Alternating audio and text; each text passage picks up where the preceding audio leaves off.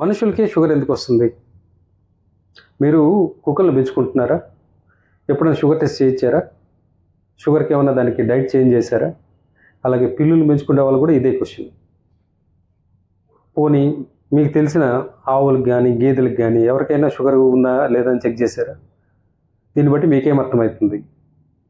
Sugar మనమే కొని తెచ్చుకుంటున్నాం, మనమే ట్రీట్మెంట్లు ఇచ్చుకుంటున్నాం, మనమే షుగర్ వల్ల బాధపడుతున్నాం.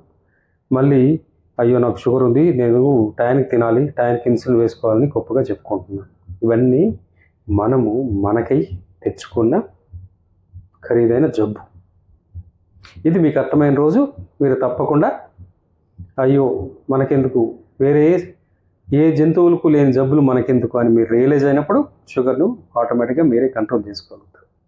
దీనికి మీరు ఏం చేస్తే షుగర్ వచ్చిందని ఫస్ట్ తెలుసుకుంటే, అవి చేయకపోతే మీ షుగర్ ఆటోమేటిక్గా పోతుంది. Hope this is useful. Share it with your friends.